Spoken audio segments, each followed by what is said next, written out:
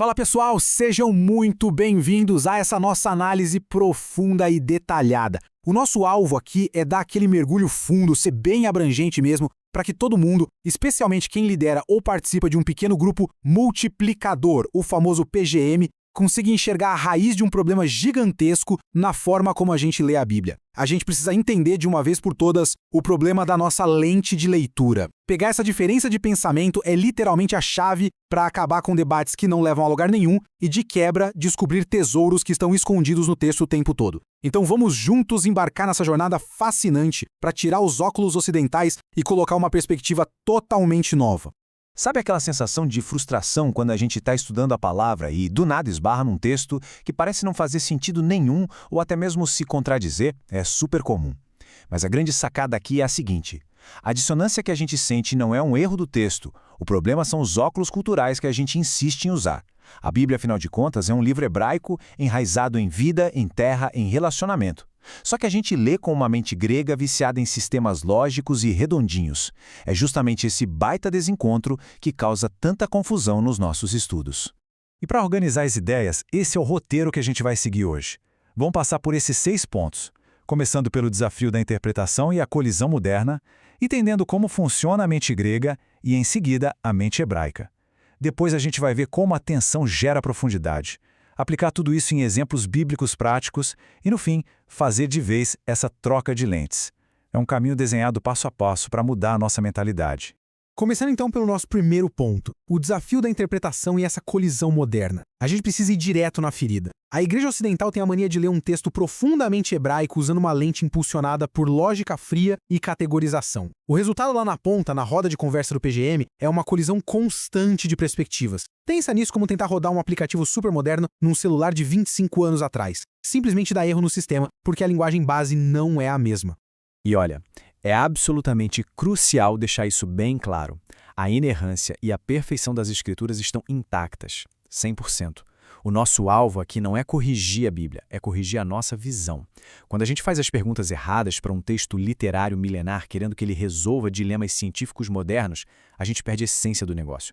A gente precisa parar com essa mania de querer que a Bíblia caiba nas caixinhas do século XXI e começar, de fato, a destravar a profundidade real que ela tem para ensinar. Isso puxa a gente para o segundo ponto, a mente grega ocidental e essa nossa busca incessante por ordem. Para a gente conseguir trocar de lentes, primeiro a gente tem que entender qual é o óculos que já está no nosso rosto, não é verdade? Vamos desconstruir essa nossa mentalidade ocidental padrão, que é totalmente focada na razão, na filosofia e no método científico que a gente herdou lá dos gregos e do iluminismo. A nossa mente moderna é meio bitolada com essa história de que a realidade tem que ser um quebra-cabeça perfeito. A gente quer, no fundo, que a Bíblia funcione como uma planilha de Excel gigante. Tudo tem que ter uma definição exata, sem nenhuma ambiguidade. Para a mente grega, se aparece um paradoxo, opa, isso é um bug no sistema. Tem que ser eliminado a todo custo para a gente achar a verdade. Só que o perigo mora aí. Tentar aplicar essa coerência mecânica num texto feito para relacionamentos acaba bloqueando totalmente o que Deus realmente quer comunicar. Então, vamos virar a chave agora indo para o ponto 3.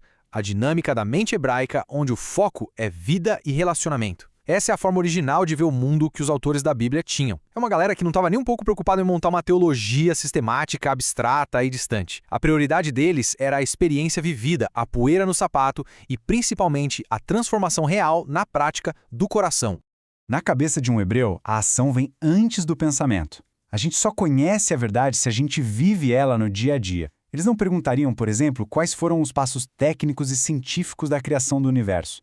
Em vez disso, a mente hebraica pergunta: o que essa criação toda revela sobre quem Deus é e sobre o nosso lugar no mundo?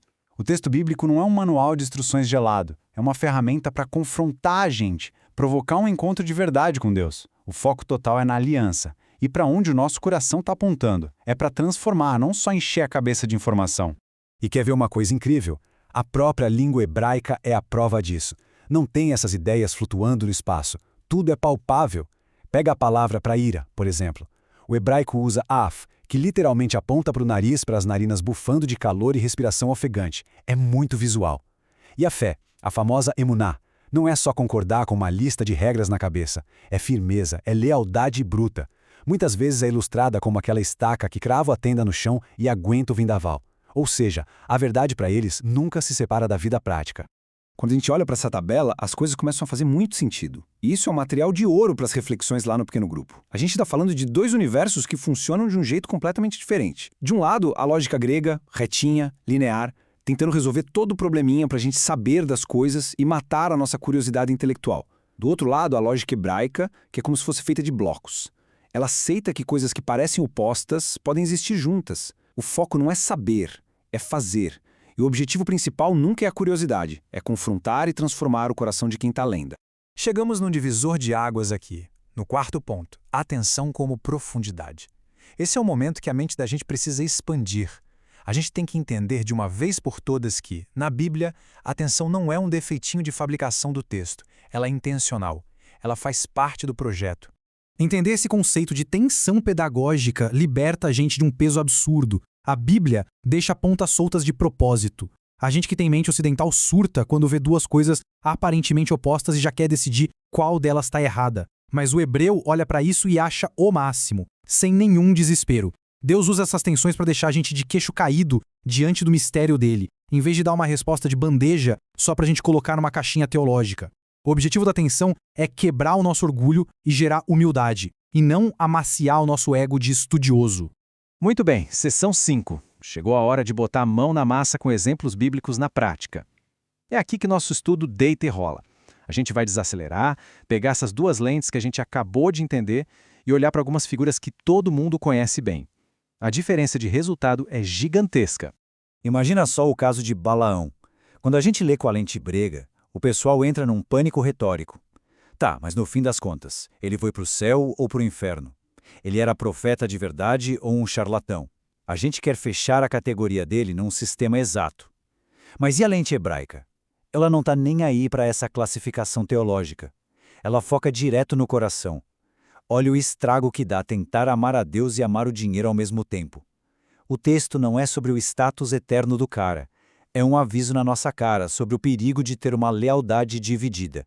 E a famosa história de Abraão e Isaac lá no Monte Moriá? Com os óculos gregos, a gente trava num dilema ético. Gente, como é que um Deus que diz que é por amor pede para sacrificar uma criança? A gente tenta usar a nossa moralidade de hoje para dar uma nota de aprovação para Deus. Mas o texto original tem uma pedagogia espiritual muito mais pesada rolando ali. A lente hebraica pergunta o que realmente interessa. Será que o filho que Deus prometeu acabou tomando o lugar do próprio Deus no coração de Abraão? É um teste absoluto sobre idolatria e entrega total, e não uma pegadinha filosófica.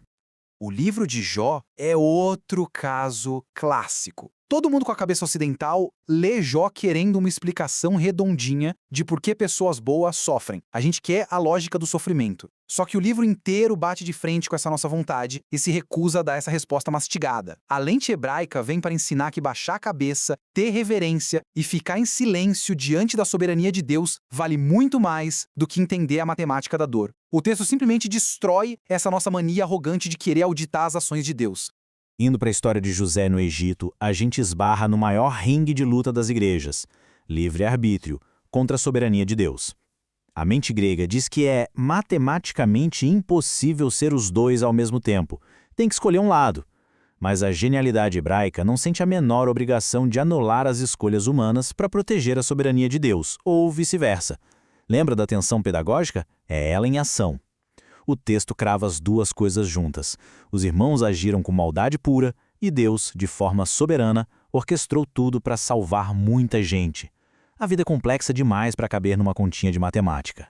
Pulando para o Novo Testamento, a gente vê o mesmo choque de realidade em textos tensos como Mateus capítulo 7 e na vida de Judas Iscariotes. A cabeça ocidental entra em parafuso, mas se os caras expulsavam demônios em nome de Jesus, como é que eles se perderam? Perderam a salvação? A gente só quer classificar os eventos. O olhar hebraico ignora esse ruído todo e vai direto na veia. É perfeitamente possível andar com Jesus, ver milagre todo dia, ter a melhor performance religiosa dentro da igreja e, no fundo, não ter tido o coração rendido. Essa é a verdadeira tragédia.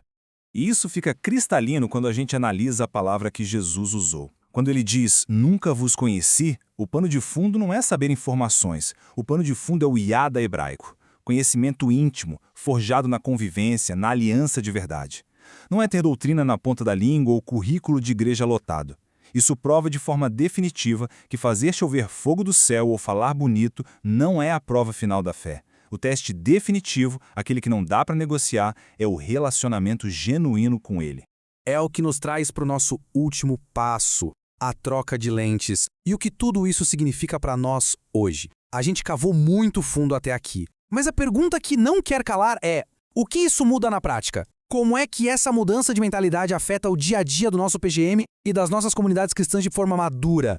Bom, a primeira grande mudança prática é redefinir o que a gente chama de verdade. Para o nosso cérebro treinado pelo mundo ocidental, verdade é um conceito, é ganhar um debate acadêmico. Mas no hebraico a palavra emet aponta para uma realidade que se vive, uma verdade que soa, que respira, que é fiel debaixo de fogo cruzado. É por isso que o próprio Cristo nunca disse que apenas trazia a verdade. Ele disse que ele é a verdade encarnada. Enquanto a gente fica procurando uma definição teológica impecável no papel, a mente original bíblica quer pegar essa verdade e transformar em ação com o pé no barro da vida real.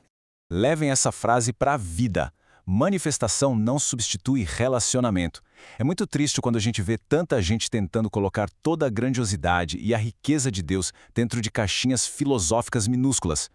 Organizar a teologia é importante? Claro que sim, mas isso nunca, em momento algum, pode apagar a nossa capacidade de ficar maravilhado e reverente diante do que a gente não consegue explicar de Deus. Ter respostas super elaboradas ou presenciar coisas espetaculares nunca vai ser mais importante do que ter um relacionamento submisso e constante com o nosso Criador. Para encerrar nossa explicação de hoje, fica essa provocação enorme que a lente hebraica faz para cada um de nós. Da próxima vez que as escrituras forem abertas, seja lá no seu tempo a sós ou na reunião super animada do PGM, vamos combinar uma coisa? Vamos parar de usar o texto só para massagear o nosso cérebro com debates infinitos. A gente precisa deixar que a palavra leia o nosso interior e nos faça a pergunta mais importante de todas. O nosso coração está mesmo alinhado? A gente tem a humildade de se render de verdade, incondicionalmente, ao mistério assustador e maravilhoso de Deus? Que a gente carregue essa reflexão pesada para a semana inteira e deixe o texto transformar quem a gente é. A gente se vê no próximo estudo, pessoal.